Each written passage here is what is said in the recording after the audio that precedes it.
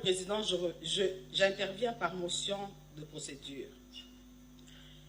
À l'ordre du jour, il est aligné que nous devons parler du statut de l'ancien chef de l'État.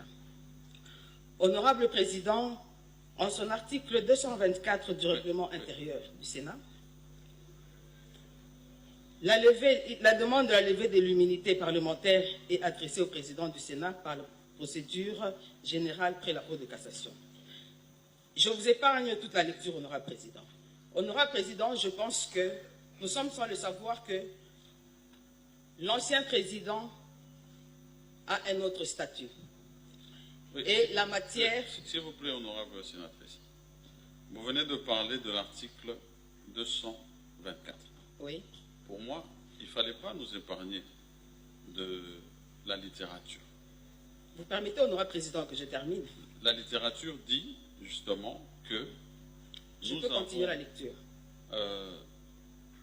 Cet article 224 qui indique que lorsque nous sommes saisis sur une question de réquisitoire, nous avons un huis clos qui est décrété.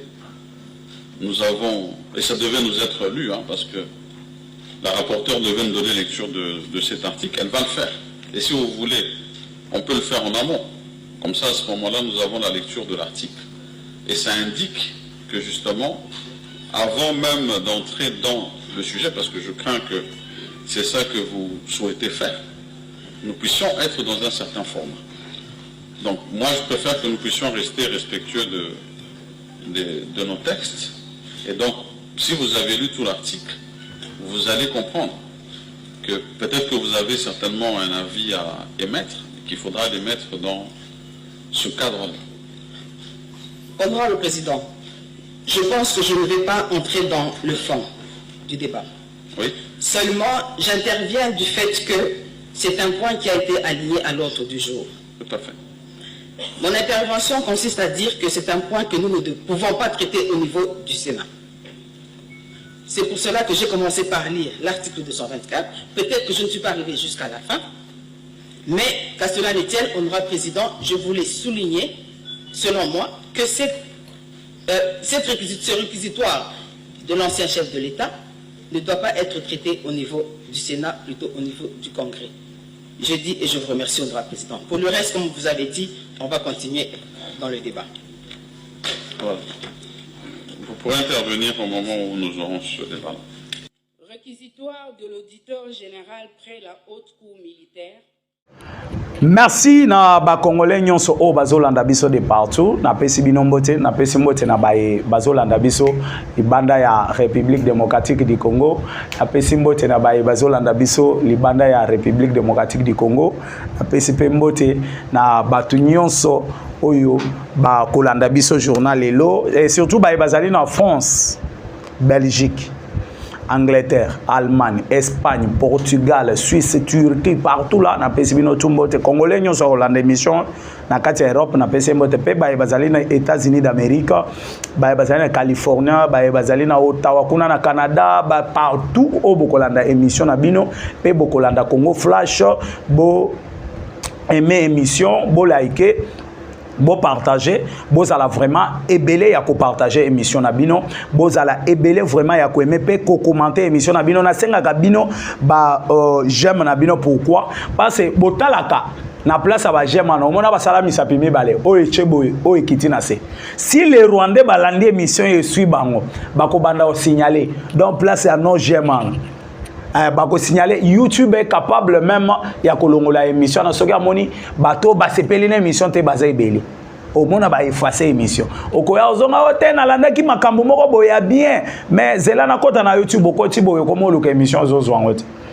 Donc l'émission a été déjà effacée par YouTube parce que bato ba boye émission baza ebeli mais bah eux bah aimer émission sur qui bossa est belé donc cela veut dire que émission écotique à la libéla na pesi mbote pe na ba bazali na kati Afrique et surtout bandeko yo bazan Afrique du Sud, Angola, Ouganda, Rwanda, Burundi, Tanzanie, Zambie, partout là bisika tout ba congolais bazali parce que okotuna nga pourquoi le bio Rwanda ba congolais pe bazana Rwanda bazali na pesi mbote na bato na nyonso bazolanda munoko na zoloba na pesi bango tumbote na pesi mbote pe na bandeko baza awa na kati ya République démocratique du Congo surtout ba bazola nanga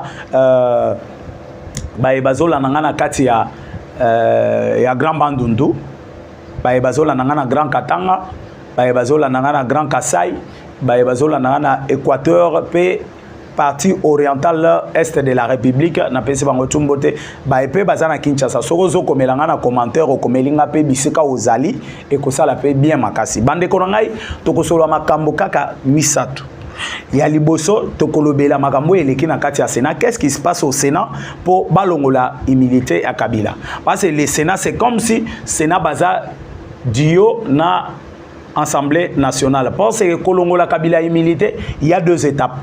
Première étape, comme sénateur à vie, il faut balongola humilité au Sénat. Mais comme président honoraire, humilité, il faut enlever au Congrès. Mais je me pose des questions peut-être s'il y a des lois où ils allaient contredire les cambo ya Congrès. Parce que l'homme sage de l'Assemblée nationale après ça qui déjà bien avant, depuis longtemps là, proposition des lois, Oyo et Kobanda Kobo, il y a des anciens présidents, il faut vendre un congrès pour na Kolongola Bango humilité. Eliezer Tambouassa même qui déjà proposition des lois sur ça, ça fait au moins autant de mois. Mais comme Kamere savait déjà que on arrivera à ce stade, Abandaki ko traîner maintenant et l'Okwana Pouelika. Et si ça passait déjà, sachez bien que Elinga qui est à la bien makasi mes chers amis, ba Congolais oyo bozana kati ya kolanda, ba Congolais bozana kati ya kolanda munoko yo nazoloba, et c'est Kamere qui avait traîné ça. Parce que Eliezer Ndamboa a déposé ça, ça fait au moins 4 ou 5 mois depuis assez à déposer proposition de loi. Bande konanga ba Congolais oyo bozana kati ya kolanda, ya mibale Tokosolo la lisolo ya est de la République. Il faut que les Congolais sachent ce qui se passe à l'est de la République, parce que ce qui se passe à l'est de la République, ce qui se passe à l'est de la République, ezali parti ambo cannabiso, ou ezali agressé par les ennemis. Oyo et que se concordé déjà na lisolo tokobeta ya Assemblée nationale et ya Sénat plutôt. Et puis bokoyeba lisolo ya suka ezali voyage à Donald Trump. Oyo asali na ba pays arabe. Pourquoi Donald Trump azalaki na Émirats Arabes Unis? Pourquoi azalaki na Arabie Saoudite? Et le troisième pays, j'oublie, pourquoi il a palpé Iran, entre Iran ou Irak comme ça? Il est passé par là. Et azongi aux États-Unis d'Amérique. Pourquoi les na ba pays wana? Et bokoyeba ngona émission alelo. Mbote na ba Congolais nyonso tozo banda d'abord na lisolo ya Sénat bandeko ba caméra na kati ya Sénat ezui les images ezui tout ce qui s'est passé là-bas ba memelinga parce que le monsieur Samalukonde pensait bien que amener ce dossier là à huis clos ba Congolais ba koyeba oyelekani kunate mais il y avait bagarre. Il y avait la guerre entre les camps Kabila et les camps Tshisekedi. Quand je dis les camps Kabila et les camps Tshisekedi, qu'est-ce qui se passe? Il y a les gens qui soutiennent le régime en place de façon que Makambwe Kende Liboso, ils veulent changer les choses en République démocratique du Congo. Ils veulent changer les données en République démocratique du Congo. Et il y a un autre camp, Obazolinga Congo et s'est noyé. Et les pro-Kabila, na émission passée, Kabila a essayé de luminer les gens qui connaissent l'histoire pour prendre ceux-là qui ne connaissent pas l'histoire à Tchassimanae. Pour les autres là, quand Soya perdre FCC, l'homme le plus intelligent du Congo c'est Kabila. L'homme le plus sage du Congo c'est Kabila. L'homme qui a beaucoup étudié au Congo c'est Kabila. L'homme qui donc il y a les atouts au Congo c'est Kabila. Les autres intellectuels là, Bamova Sakanya, Banini, Otobenga ba professeur Kabila leki bango na mayele. Parce que ceux qui Kabila leka ki bango na mayele était balinga qui peut-être Bandi Malelo que non, Kabila est parti. on peut se choisir une autre personne. Lobby a coquille cause à la paix adversaire et Tshisekedi pour à la paix président. Et c'est comme ça qu'un parti politique peut raisonner. Mais eux pensent toujours qu'il y a Kabila. Mais Kabila, il y a des prophéties et bimana katiambokoyo. Et pas bah, peut-être bah, comprendre que Makambo Bazolo beza prophétie ça va se réaliser un jour. Mais les lots batouana bazana kati bazalaki déjà na kati ya kokumisa Kabila et soutenir le Rwanda. Mais baye ko se rendre compte que basali erreur. Na ko sepela bino na ensemble to landana no ndeko yo Makambo azoloba. Ndeko azoloba nini? Ndeko azoloba nini?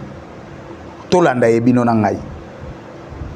Parce que era lobaka aebaka te que ça prophétie. Mais aujourd'hui aeko bossa na que prophétie a pesaka. C'est où le monsieur? Il est où? Oh, je pense qu'il peut être là. Et non, ce n'est pas ici. C'est où? Il est où? Il est où le gars, le monsieur? Le monsieur où? Je suis en train de chercher l'image, vous me pardonnez. Ouais, c'est où? Ouais, non, ce n'est pas ça. Ça, c'est au Bachanjo. Je pense très bien que Bozo Landango, Bande Koboz à la calme. Nazo Chelabino, image, Bolandaon a Kimia. Bozo Landaon a Kimia. Waouh, j'ai perdu l'image. C'est comme si j'ai perdu l'image. C'est comme si. Ouais, c'est ça. L'image est là. Alors, Dolanda,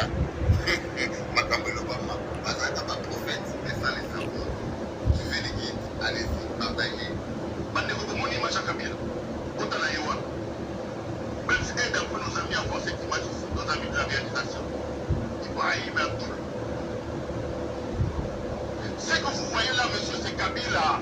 C'est Kabila Joseph. Kabila qui construction dans ma Bandeko. La vie, elle est c'est une roue. Kabila y est dans ma Makolo. Voilà la image, Bandeko. Kabila est venu ce matin, comme n'importe quel Congolais. Il est passé par les salons diplomatiques. Pas question de dire et quand tu as tarmac, non. Il y a un mandé funa bébé, botala yewana zokati sazoke na makolo. La vie elle tourne les amis. J'espère que ça a exilté, ça sent l'exil ça. Est-ce qu'à Kozonga l'issue n'a chassa Kabila wa zokendo? Ouais, ça exilté, vous voyez que l'obé a traîné à Kalemi, l'obé a katisi Zambi. Tout la mouissi ya zaza. Tout la mouissi ya zaza. Botala ye malamu. Est-ce qu'à Kozonga n'a chassa? Est-ce qu'il va rentrer ici, Kabila? J'ai dit ici sur ce plateau, monsieur Kabila, si un problème vous arrive dans ce pays, vous porterez seul la responsabilité parce que vous êtes foncièrement mauvais.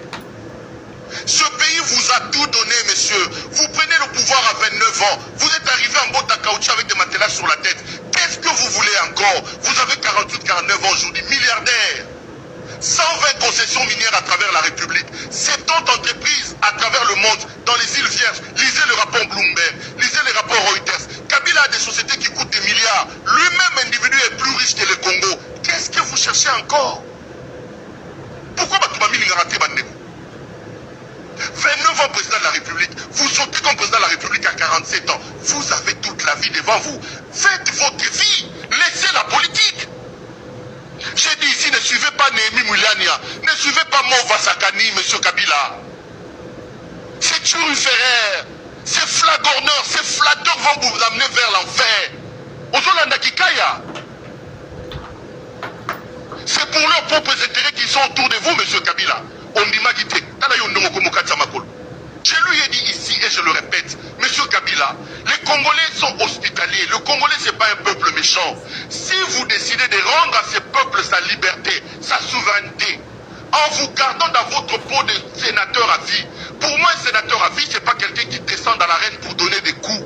Un sénateur à vie prend de la hauteur, il devient un sage, il regarde la politique un peu de loin. Gardez vos biens, occupez-vous de vos enfants. Ils n'ont pas eu le temps de profiter de leur papa. Vous avez pris le pouvoir jeune à 29 ans. Non, il veut rester dans l'arène politique. Il veut être à la fois sénateur à vie, président à vie, autorité morale à vie. J'ai dit ici sur ce plateau, maman Olive, tika bisala sala, maman. Dans nos us et coutumes, on dit que derrière un homme puissant, il y a une femme puissante. Zonga na butu yebisa papa, papa, totika biloko yo. Non. Bolandia, Bolandi binomoko. Eza stanite mutu alobiana. Le Messie su abosanaka ke makambo azolobo eza prophétie pour la République. Abosanaka ke makambo azolobo eza prophétie sur Kabila. Mais aujourd'hui Kabila, tout le preuve réuni.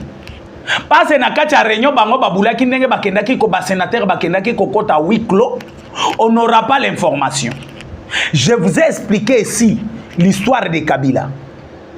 Kabila nous a trompé ici que fils de Maman Sifa et Laurent Désiré Kabila. Mais Kabila botami en 1971. Mais Maman Sifa comme moi c'est à Kabila en 87. Na kozonga lisusu jimate parce na betela kibino histoire wana na babilo ko passé. Kabila trahit ce pays de haute trahison en haute trahison dans ce pays. Maman Sifa qui était la femme de monsieur proche de Laurent Désiré Kabila. Et le monsieur que Kabila pensait, que Laurent Désiré Kabila pensait qu'on a tué le monsieur. Mais monsieur Bakangaye, Herbe Laurent Désiré Kabila a lingasa la guerre à Moba 2 en 1984. Atindi batunaye ba kende ko recruter ba soldat. Ba memela ba soldat de façon que ba ça la groupe oyo ba ko attaquer nango Moba 2. Herba e ko recruter batu, on a arrêté le monsieur. Bakangina nani na bakangina mutu bazalaki naye. On a tué l'autre comme le monsieur azalaki frère à général oyo akangaki bango akimisie akeli banda mboka. Mouza atikali au mona monsieur comme il avait déjà le message on a tué le monsieur a pensé que babomi bangonyo somi balé. Mouzé a récupéré Sifa comme sa femme en 1987 mais Kabila azamouane il y a 71 mais Sifa même chez Mobaliana a botate chez Laurent Désiré Kabila a botate mais si ko Kabila comme mwana na magini première trahison. Kabila nous dit c'est fils de Mouzé. Mouzé a botate na Maman Sifa. Mouzé peut abota ma passate. Si vous regardez Étienne Kabila qui est le fils aîné de Laurent Désiré Kabila. Et vous regardez Kabila, Jeannette Kabila. Aux hommes que Jeannette Kabila ça ne colle pas Étienne Kabila. Mais Jeannette Kabila bazo zoye ba commissaire li passe à Kabila Joseph. Wana eza ba trahison kaka. Kabila trahit ce pays. Trahison lisusu. Kabila aye kozwa bazui babandi ko préparer liwa ya Mouzé. Kabila va nous prendre maintenant Maman Sifa. Bazui ba pesi poison pour na koboma Kabila. Arrivé à Kinshasa Mouzé a komaki na 3 femmes. Parce que a outi na maki azalaki na 2 femmes. Sa femme légitime na Sifa. A komi na Kinshasa a eu 3e femme qui est notre star de la République démocratique du Congo, star moko amunena yebanaki Mamou Tchalamwana comme sa 3e femme. Baye ko contacter Mamou Tchalamwana pour tuer Laurent Désiré Kabila. Ba pesi na poison. Tchalamwana a lobby je ne peux pas le faire. En connaissant bien les Kassaïens, denge batu ba Kassaïens les Bantous, le lenge Bantou to Zalaka. A moni que c'est très difficile, je ne peux pas tuer Mouzé. Et baye ko zonga et pas Sifa. Sifa a récupéré le poison. Basali banquette va retrouver que Sifa a zalaki na poison pour tuer Mouzé. Bakangi Sifa va tuer na prison de Makala ici. Sifa continue en prison. Et Sifa va yeko bimisa na prison et pas Kabila era comme chef d'état-major général et à force terrestre. Abimisi Sifa na prison comme ils avaient déjà un plan sur Sifa. Bazui madame Sifa Mahadi bakayeko bombaye na Katanga et pas Kabila. Après la mort de Laurent Désiré Kabila, c'est comme ça qu'on va faire sortir encore Sifa Mahadi comme maire de Kabila. Haute trahison. Et Kabila aussi dans son coin. Omoni ba sénateur au batelemi bazolo ba Kabila bakoki kolongola humilité. Réunion moko esalemi avant-hier na butu basangani bango nyonso en appelant Sama Lukonde que Sama Lukonde ameka kolongola humilité à Kabila te. Lolenge caméra zo sala pona matata mponyo na Sénat et na Assemblée nationale. Caméra zo loba devant perchoir que non batu bayibi bambongo na mboko yo batongi basombi ba building mais caméra aussi balakisa bisonda kona na Champs-Élysées non. Yombongo ya 100 jours ozolo babatu bayibi bakeye kotonga libanda ya Congo mais yombongo ya 100 jours oyo yibaki otongi nango wapi oyebisi biso matata mponyo atongi université ba mususu bayibi mbongo awa bakeye kotonga na bapoto mais matata mponyo quand même atongi na Congo.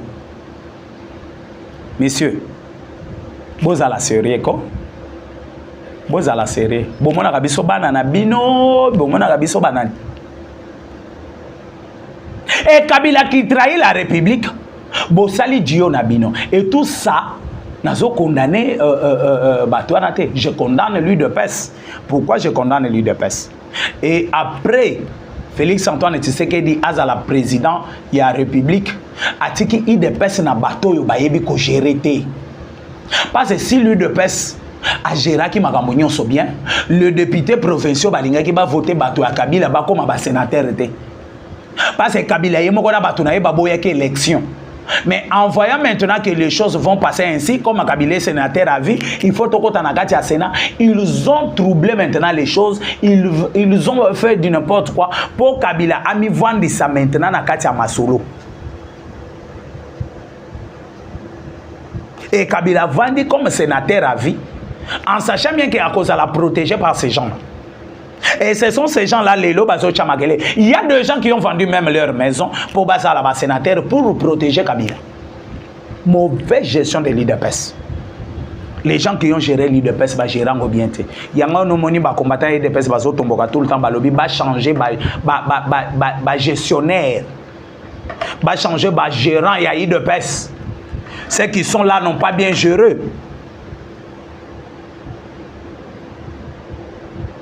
Et je pense très bien que Bande Konangai Basali réunion na Bangwana Batu babimisi même à preuve. Si vous ne le savez pas, Kabila Namboko yo, Kabila Alongwe sénateur et Alongwe président a commis sénateur. Kabila Sali Makamnyo, Kabila est venu dans ces pays na boots. Le Lenge Piero Loire à lobby. Aena bout na éponge à moké na mutu. Kabila comme président à l'âge de 29 ans. Kabila sali 18 ans à pouvoir. Kabila maintenant l'âge à gérer Mboka. Kabila l'âge maintenant de faire ses affaires. Mais Kabila a écouté les manakati à Mboko yo. Kabila bossani des mauvais compagnons. Bandeko, na mikolo na zolo bakaka na ba preuve. Na zolo bakaka na ba preuve. Ba preuve ya batu na bango kaka. Ba preuve ya batu na bango kaka. Yangati.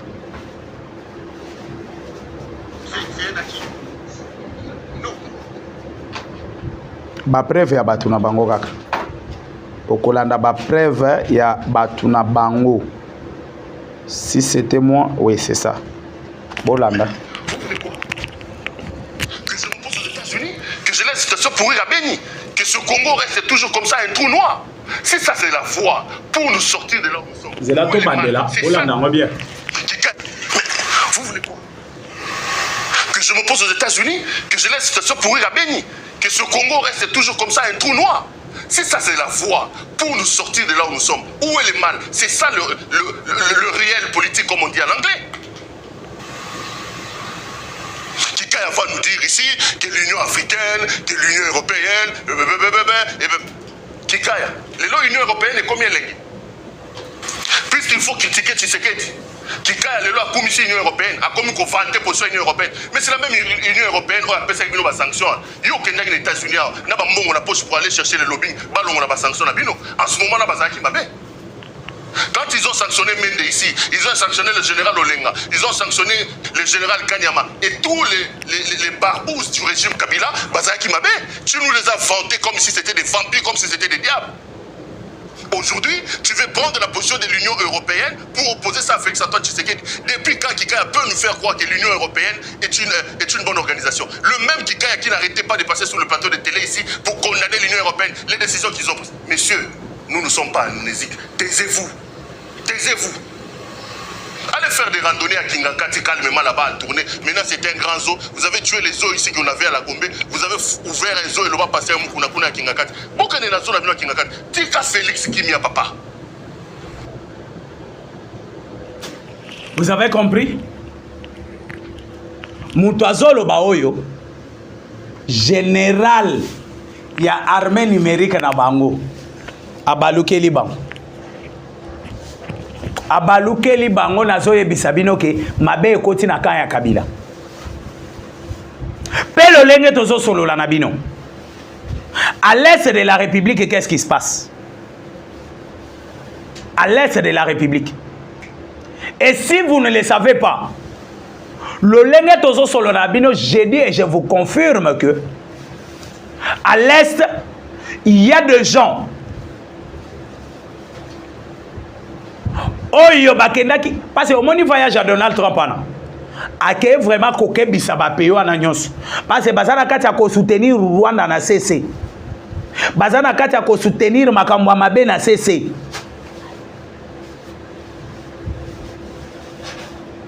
bazana kati ya ko soutenir ango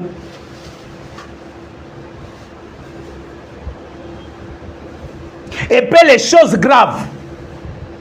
Et ça que baye kozwa dernière option siko ya mabe na ebisaki bino na émission passée 8 avions de guerre na koloba payer outité bomoni avant-hier ndenge baloli mabele et baloli banyama nyonso bazaki côté ya Uvira ndenge bakufi no moni bayoki siko okanda bazokanga na Goma depuis semaine passée na ebisaki bino bazokanga na Goma. Bazozo na Goma, ils ont déjà arrêté plus de 4000 personnes. Bajen. Pour na bango bajen bakoki ko résister les sous na Goma te, Goma il faut comme ya batata mikolo. Pourquoi? Parce que bajen tout basa na Goma, basa ba FDLR. Et FDLR rana basa ba Rwandais. Si ces gens-là sont bons, comment bazo kendeko, bazo ke ya ko fuye bande ko na bango ba yeko bata matina Congo pour ba banda ko boma bango. Soki baza batu malamu bazo ya kolanda bande kona bango tina kati ya Congo pour les tuer pe bazo kanga ba jeune ana na raison nini ba FDLR. Donc tous les jeunes qui sont là parce que FDLR soki boyebite eza mouvement ya ba Hutu. Les Hutu soko taliba Hutu na ba Congolais ozomona ba donc bilongi presque ndenge moko ba Hutu bakokani na baluba ba Hutu bakokani na ba Swahili bakokani na bambala na bandundu bakokani na bangala donc ba Hutu baza bato à santé minene bavimba il y a des Rwandais pareils. Bobandaki komona l'ancien président rwandais Abiyarimana Lolenga Zalaki il était comme un Congolais soko tali na kati ba Congolais koloba que c'est un Congolais. Ba Rwandais soki bolandeli bien na ebisaki bino histoire ya Kabila lolenge bazwaki mama sifa tout ça les enfants de Kabila Bakima Kabila bomi ba mususu bakeo batama en Afrique du Sud bakeye en Afrique du Sud bakeye kolobaku bakeye vanda kuna Kabila est venu maintenant chercher Etienne Kabila ba négocier azonga na Kinshasa ayebise na continue lo mutu je n'aurai pas le temps et mutu basalaki émission na Etienne Kabila oyo Kabila landaki esengi ke ezalaki Frédéric Kitenge Kikumba oyo azama na diara Mazembe ende aye kobenga Etienne Kabila po bakutana na ye na nzela ya Wivine Moleka. Et Kabila Lobino, il faut bakutana na Etienne Kabila ba solo la bolanda très bien. Pour botala ke bilongi ba Rwandais na ba Congolais e kokana kaka te. Mais il y a des Rwandais oyo ba kokana na ba Congolais baza ba Hutu. Ba Tutsi ba kokana na ba Congolais te. Ba Tutsi sont des nilotiques. Nde aye koyebisa non na tindi mutu bo solo la na ye. Mutu na tindele ba solo la na ye ezalani ezalaki c'est monsieur ici Francis Kalombo ende ayebisa Etienne Kabila nazotindela Francis bosolola na ye nde Etienne Kabila a bengi un monsieur que je ne vais pas citer le nom. Oh non, Kabila lobi azotinda mutu moko Francis Kalombo to solo na ye bise oui, solo la na ye, mais faites attention avec Kalombo, c'est un Rwandais. Et Kabila entourage na ye mobimba ezalaki ba Rwandais na ba Rwandais. Congolais azalaki te. C'est raison pour laquelle na yebisa kabino professeur Katumbe Mwake professeur Samba Kaputu akuta ya zo solo la na Kinyo Rwanda. Et ba Rwandais bazalaki tout autour na ye balobi comment un Congolais katangé akuta ozo solo la Kinyo Rwanda un jour akobimi sa vérité que tu es un Rwandais akuta ozo solo la na Kinyo Rwanda. C'est comme ça que Kabila a éliminé Samba Kaputu. Et R. Francis Kalombo a commis. Mutoyo ayebisaki abi otala elongi ya Kalombo bien na minu na yo komona que c'est un Rwandais. Kalombo aza 50% Rwandais, 50% Congolais. Kalombo aza mwana ya ndeko un ancien ambassadeur ya Congo na kati ya Rwanda. Ndeko na yana landa ekuna acha zemi na inu rwandaise. Nde babota Francis Kalombo. Nde babota Francis Kalombo. Et nde omona ki jibe danani Kabila avant à la président Kabila banayo tambola na batu mibale Kabila s'est promené avec Jibe Mpiana avec Francis Kalombo siko bande ko na yeba iko yebise non longwa na milia ba Congolais parce que les Congolais vont découvrir que tu es Rwandais ko banda lo bakinyo Rwanda c'est comme ça omona Kabila s'éloigna na Jibe atikala na Francis Kalombo atikala na Kalombo pona nini parce que Kalombo c'est un Rwandais comme lui.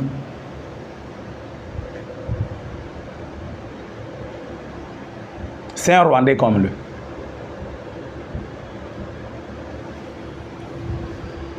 Et ceux qui vont éviter Marambo na Zoloba, allez les vérifier et vous allez me donner raison. Beaucoup de gens ont raison na Marambo na Zoloba. Nde Kabila sikoyo herba moni siko ke non, il faut qu'on banda ko exterminer ba jeune à l'est de la République. Omoni elongi ya Kalombo avant na kende kuna otali yango na ya Kagame na Kabila ozomona teke ba 13 ali ozomona te ya kenon bango na bango eza problème na ngate ngana za na dossier mususu nde bazokanga ba Congolais na sake mutu na ngamoko asa na sake kaka kote bazali ndenge ba infiltrer kabiso ndenge pe batu na biso pe ba infiltrer bango na sake mutu moko abenginga bi akomi na zamba moko boye kota sake akuti mikuwa ba squelette ya plus de 200 personnes na se abi otalima ya miso bandi kokita batwana banani ba Congolais bazokanga ba Congolais bazokanga na Goma ba jeune wana bazokende na bango soki bamoni mutu moko boye azana be inquiétude ya makasi batalika elongi na babino celui-ci va nous trahir bakozwa ba gorger bakatie mutu babwaki wana siko na bato bazolinga baya ko diriger République démocratique du Congo na bato bazolinga bazonga lisusu na pouvoir na Congo mais baza capable ya ko diriger bato yo bango bazolinga baya ko diriger parce que na yebisi bino les coordonnateurs ya ba M23 na AFC Kabila Katumbi est chargé à lobbying na bango Katumbi o babengani aux États-Unis o babengani aux États-Unis na balobi anyataka lisusu Amérique te parce que kendaki kokosa ba américain ke minéraux za lisusu na Congo te famille Tshisekedi ba teki déjà minéraux nyonso ya Congo mais ba américain ba yebise mais na Congo central mais na Bandundu na Kasai minéraux za kuna pe basi ba teki pa famille Tshisekedi Katumbi azangi maloba na munoko mais Donald Trump soki atamboli na ba pays o atamboli et ça pour na kobenda bango matoyo boyebi na Émirats Arabes Unis qu'est-ce qu'il a dit à Miti du Qatar aebise tous les trois pays on atamboli pays ni neza munene ko les États-Unis o ezate pays ni neza puissant ko les États-Unis ezate abime na tamboli pa na bino ba accord nyonso to signé na bino ba accord na signé na bino eza pona kokebisa bino bokota lisusu makambo ya Congo na Rwanda te parce que les États-Unis a compris que la France a zokote la sima ya Émirats Arabes Unis pour bana ko soutenir les Rwanda va continuer à soutenir le Rwanda. Le Rwanda continue à soit hors en République démocratique du Congo, à même à Qatar. De Donald Trump n'a pas encore signé. Donald Trump a récolté au moins bambongo oyo bakozwa aux jours à venir 13 000 milliards. Mais quand tu viens à l'Obaki Mbongo et na Congo, les statistiques de la Banque mondiale, au Congo, nous allons gagner au moins 24 000 milliards par an.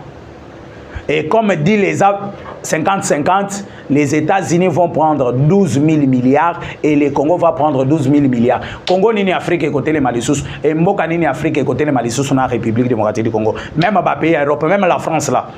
À côté les manées États-Unis d'Amérique. Et là que ils ont ça la Kabila pas si pour mon ababoma batou bagorige bato à l'est de la République. Et zamaloba oyo Elon Musk alobina Katumbi. Aebisi Katumbi que sachez bien que ndenge to pesi 500 milliards de dollars en République démocratique du Congo. Sachez bien que nous avons confiance au président qui est là. Et le président qui est là, nous allons les garder jusqu'à ce que deal nabiso na États-Unis et aussi là. Donc, Monica Bila Malamoko a tweeté qui n'a compte pour dire aux Congolais que non. Tu sais que des apécis minéraux à Congo, pour les Américains, les Italiens à pouvoir. Bambou les belés. Parce qu'ils avaient déjà réponse à Elon Musk. Et sachez bien que les États-Unis, ceux qui vont décider, et Tikali Bongo. Même le président Moussa Soye, et Tikali Bongo. Va continuer, papa, 12 000 milliards par an. Aux États-Unis, ils ont gagné. Même Chine est une grande puissance. Dans 3-4 ans, les États-Unis ont gagné. Mais dis-le maintenant, il y a combien des années? Dis-le, il y a 15 ans. Et sachez bien que dans 15 ans, la République démocratique du Congo est bénéficier de Bambongwana. Et mes chers amis, je pense très bien que Kabila a déjà échoué. Kagame a déjà échoué. Parce que Donald Trump, aux États-Unis d'Amérique, a bendi pays Rabana Matoyi. Parce que ce que tu Qatar, balinga qui va ça la gémoro boy basé avion ba ke ko offrir na Donald Trump. Donald Trump a dit on a za pour ça avion na binote. Je suis parmi les hommes riches du monde. Na za besoin na bambongo na binote. Babilo na binote na ça na ngoposate. Et comme l'avion, ezalaki avion moko déjà piégé pour na piéger Donald Trump, ça n'a pas marché et ça n'a pas tenu. Et le lenge tozo solo la nabino dit vraiment il y a États-Unis d'Amérique na République démocratique du Congo et aucun des biens. Katumbi, Kabila, baza déjà les banda out et na ebi bien que Kabila na Katumbi na Kagame ba kotira la komona lisusu Congo te. Kabila komona na Congo du moins a comme président ya équipe moko ya football ya Rwanda équipe ane yeko beta siko match na Congo ne Kabila kozwa occasion komona Congo et c'est fini pour Kabila. Kabila nyonso azo salana mangungu nyoka bakati mutu mukila ndezo baluka ezo bouger matiti papa eloko lisusu te eloko lisusu te tala ba soda oyo bakotisaki ya Kenya Rwanda Burundi Kenya Rwanda na Burundi na Uganda plutôt pas Burundi na Uganda tala ndenge bakangi bango à l'est de la République quoi bana mike balati pete ni affaire DC na drapeau ya affaire DC na mapeka tala kindoki ndo moni Kabila mayele si le po espoir na yasu ke zalaki na basoda pe Kenya n'envahira plus encore de militaires Uganda n'envahira plus encore le militaire basoda ya suka batindela ke Kabila bangwana Kabila soki boyebite Kabila kokangama comme prophétie à Etienne Tshisekedi ya ke non bokanga mwana na bobo maete boligote boya na yao ne lo lenge bakokanga Kabila. Kabila restera l'ombre de lui-même. Même moi si na nani Olive Lem azoboya ye kala mingite. Olive akomana ke pona somba kimia na kwena nga na longwa na nzela montoyo azoboya ye kala mingite. Kabila kotikala na moi si na ya Rwanda azala na yona. C'est ça ce que je peux vous dire. Pour aller là, je pense très bien que je vais m'y limiter là. Mon numéro est plus 243 82 75 76 085 plus 243 82 75 76 085. Ciao, bye.